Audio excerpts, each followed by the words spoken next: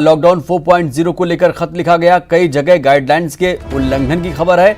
MHA के मुताबिक guidelines का सख्ती से पालन हो, उल्लंघन करने पर सख्त कार्रवाई हो। नाइट कर्फ्यू का सख्ती से पालन हो।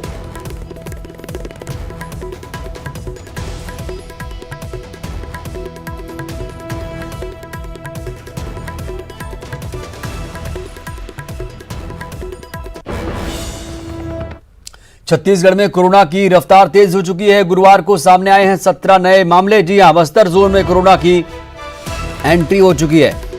एक्टिव मरीजों की संख्या बढ़कर 73 हो चुकी है। कुल मरीजों की संख्या 132 है। कांकेर में 1, जांजगीर में 3, सरगुजा में 1, राजनांदगांव में 4, बालोद में 1, रायपुर में 1, बिलासपुर में 4 और मुंगेली में 2 नए मरीज मिले हैं। तो बड़ी खबर, छत्तीसगढ़ में कोरोना की रफ्तार तेज हो चुकी है। गुरुवार को 17 नए मामले सामने आए हैं। एक्टिव मरीजों की संख्या बढ़कर 73 हो चुकी है। कुल मरीजों की संख्या 132 है।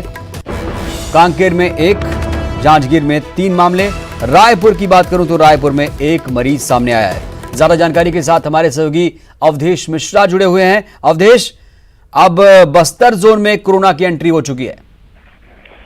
बिल्कुल, देखिए, बस्तर में कोरोना का एंट्री होना चिंताजनक बात है, क्योंकि बस्तर में आज भी कहा जाता है कि स्वास्थ्य सुविधाएं सहित तमाम जो सुविधाओं का जो अभाव है उसकी जद में बस्तर है। और ऐसे में कहीं संक्रमण का दायरा बढ़ता है तो सच में आने वाले समय में एक बड़ी मुसीबत बस्तर वासियों को सामना करना पड़ सकता है। लेकिन सवाल यह है कि जिस रफ्तार से रविवार के बाद से गुरुवार तक कोरोना की जो रफ्तार छत्तीसगढ़ में देखने को मिली है, तमाम दावे वादे और इंतजाम को नाकाफी साबित किया है।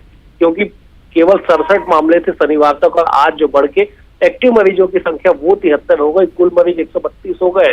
तो अपने आप में बताने के लिए काफी है कि जिस तरह से मजदूरों का, श्रमिकों का, प्रवासी हो, अन्य राज्य से अन्य राज्य में जाने वाले हो, जैसे जैसे उनका आना हुआ वैसे वैसे संक्रमण का दायरा बढ़ा है। अब शासन प्रशासन के पास, जिम्मेदारों के पास एक बड़ी चुनौती है कि इस क्रम को कैसे तोड़ा जाए, इस संक्रमण को कैसे सीमित किया जाए और छत्तीसगढ़ को कैसे कोरोना मुक्त किया जाए। अवधेश, रायपुर में 1 मरीज है। क्या माना जाए कि रायपुर में सब कुछ कंट्रोल है? देखिए, रायपुर का 1 मरीज का मिलना ये अपने आप में चौंकाने वाला बात है कि जिस मरीज को कल कोरोना पॉजिटिव हुआ उसकी ट्रेवल हिस्ट्री बिल्कुल भी नहीं है। वो पिछले 6 महीने से कहीं भी ट्रेवल नहीं किया था। रायपुर के एक क्षेत्र में, मोआ सड्डू क्षेत्र में वो रह रहा था लगातार। अब उसे कोरोना पाया गया। सबसे बड़ी बात यह है, जो चिंता का विषय है रायपुर के लिए, कि वो जो व्यक्ति जिसे कोरोना हुआ है उसके जो कॉन्टेक्ट हिस्ट्री है वो कई लोगों के संपर्क में था।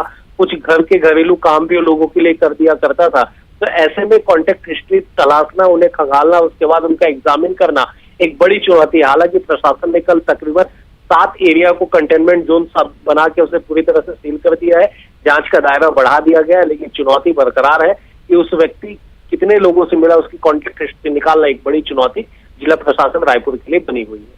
अवधेश, अच्छी खबर तो ये भी है कि जो प्लाज्मा थेरेपी के क्लिनिकल ट्रायल हैं, अब उसमें एम्स भी, रायपुर एम्स भी शुमार होगा, भाग लेगा।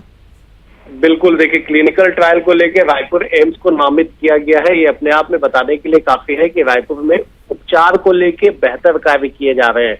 जबकि ये बात सच है कि देश और दुनिया के अलग अलग राज्यों में, अलग अलग जगहों पे लोगों की लगातार मौतें होते जा रही है, लेकिन छत्तीसगढ़ अब तक अछूता है इस मामले पे। 132 में से जो 59 लोगों को पूरी तरह से स्वस्थ करके डिस्चार्ज किया जा चुका है। रायपुर एम्स में बुजुर्ग से लेकर छोटे बच्चे तक का इलाज किया गया, और यही वजह है कि एम्स को नामित किया गया क्लिनिकल ट्रायल के लिए। अगर ये सफल होता है तो सच में कहा जा सकता है कि भारत के लिए, छत्तीसगढ़ के लिए एक बड़ी खोज होगी, बड़ी बात होगी, और आने वाले समय में कोरोना वायरस के संक्रमण के रोकथाम में काफी मदद मिलेगी। चलिए, बहुत बहुत शुक्रिया अवधेश आपका तमाम जानकारी पहुंचाने के लिए।